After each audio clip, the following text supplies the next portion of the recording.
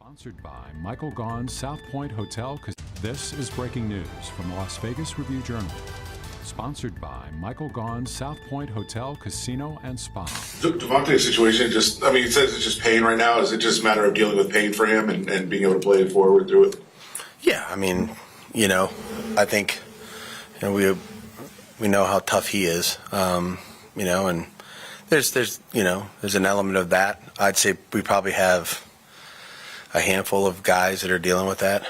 I'd imagine that there's probably a number of guys in each, on each roster that are dealing with that at this point. But yeah, just that's where we're at with him.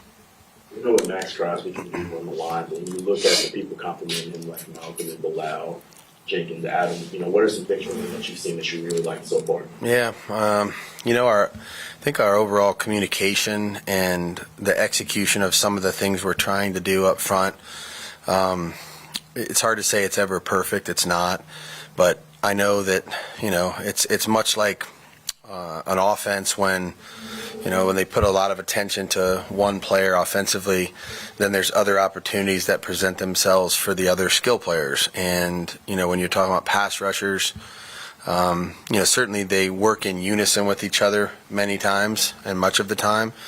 And a lot of that is centered around how the protection is built. If the protection slides this way, then these guys have other opportunities. And I think they've been really good about, not all of them are going to get to the quarterback. Somebody's got to kind of take one for the team and do the dirty work, and all of them have been willing to do such, which is really what you need if you're going to have a rush that affects the quarterback. You're not going to sack him every time. That's clear, but if you can impact the quarterback or just affect his timing or his rhythm or his ability to stand there comfortably, then you're making an impact in the rush. So just really like their attitude and their approach, trying to play as many guys as we can so we're fresh, and go in there and contribute. What have you seen from Thayer Munford? He comes in certain packages and then when needed as well. Just how have you seen his growth? Yeah, and he played a lot of tackle the other day, and he's a really bright young man and tough, durable. Has learned multiple roles because we've played him at tight end some and at tackle, obviously, and just does whatever he's asked, studies, knows his assignments, working on his technique like all younger guys are. But there's an element of youthful exuberance, energy with Thayer that you really enjoy being around. You can feel it on the field too. He does that during the course of the game. He wants to play. He wants to, be physical, all the rest of that. So just seen some maturation from him since we first got him, and I think he continues to grow and improve, not only on the field but also off the field. Speaks more vocal, willing to have conversations, about football, and I think that's an important part for every young player when they get to that point. You guys have had to dig pretty deep in your cornerback depth chart, including going into your practice squad, pulling up a guy like Tyler Hall. What's the key to those guys staying ready and being able to answer the bell?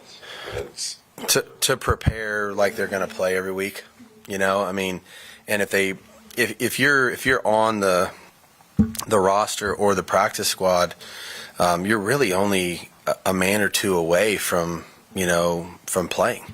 No spot. We don't have 4 or 5 backups at every spot on the active roster. So if you get Nate's injury happened in practice a few weeks ago, and all of a sudden it changed things, and there's somebody's got to be ready to go. And certainly Tyler was. I think that's the mentality you have to get into if you're on the practice squad. If you're here and you're in the meetings and you're going through the daily and weekly preparation, you have to assume that there's an opportunity that you're going to play and get called up, and you can never let your guard down. And so a player like Tyler, I think, is a great example. Malga, Kanai was another good example of that. Just comes up and bam, he's in there. He's making an impact in the kicking game and playing a lot of roles. So we practice those guys too. It's not like they don't ever get any reps. So they get some reps. They get to compete. They're also on the show team, so they're out there playing. We evaluate all that tape. We see it all. So we're really trying to help them improve as players, but also they got to really push to make sure that they're up to speed on the game plan in case something like that does happen. It's probably part of coaching them up as well.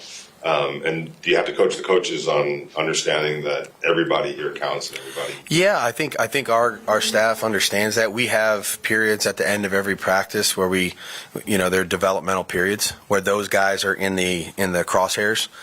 So they may compete against each other in a setting or in the red zone or do a 7-on-7 or whatever it might be. If we're in pads, do a little pass rush with the offensive defensive lineman.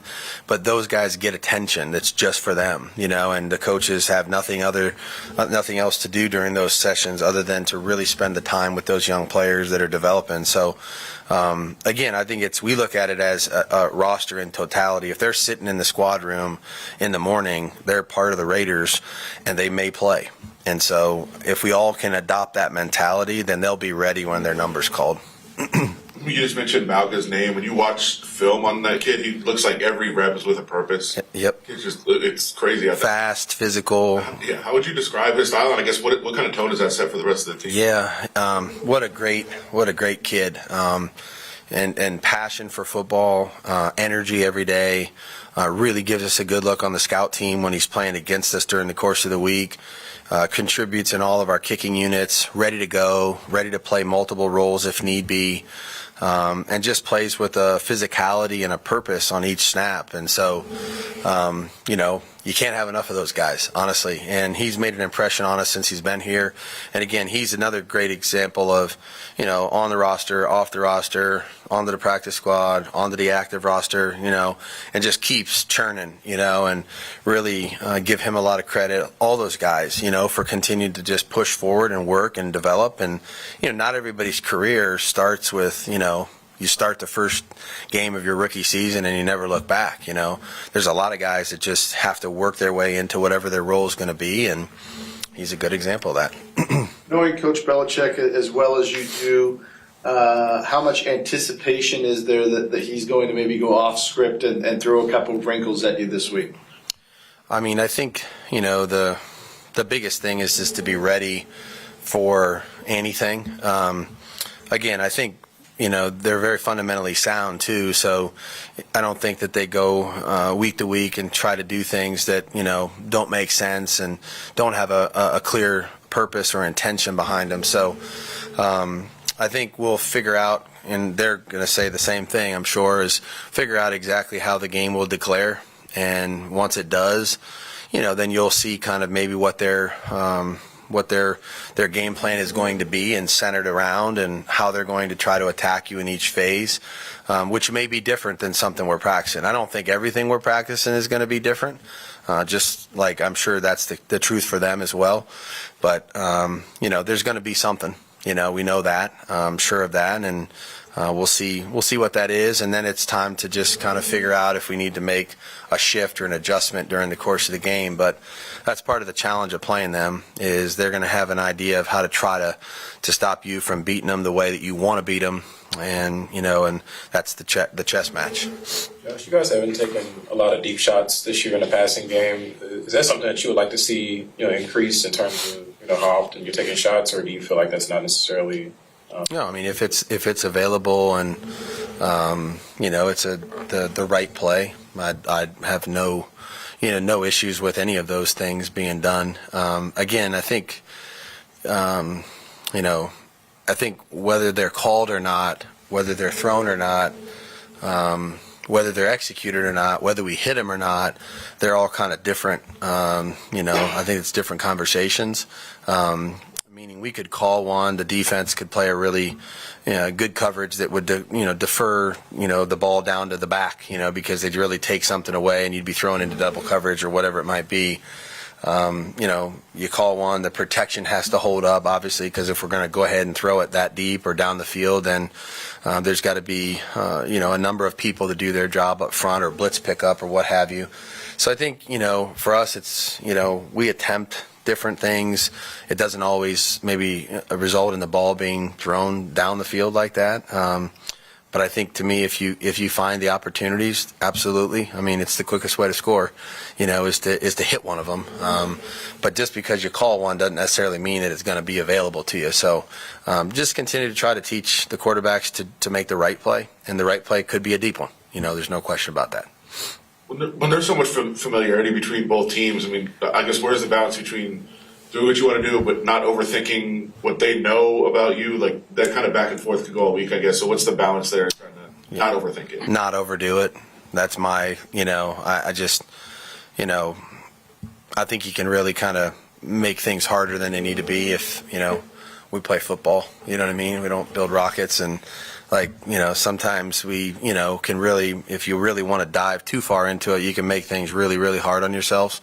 At the end of the day, the players are going to make, good decisions, and there's going to be a lot of fundamentals and details that we need to do right on the field. We're going to need to play physical and tough and smart, and you start trying to add too much to a bucket that, I don't know that you really need all those things or change every word you have or anything like that. I mean, there's things you could do every week like that, I mean, the TV copies, you guys can hear everything we say anyway, so it's not like it's a secret. So, I think you got to be careful, with overdoing that, or your focus really gets put on the wrong thing. You guys all set? All right. Good. Okay. Thank you. You've been watching breaking news from the Las Vegas Review-Journal, sponsored by Michael Gaughan's South Point Hotel, Casino, and Spa.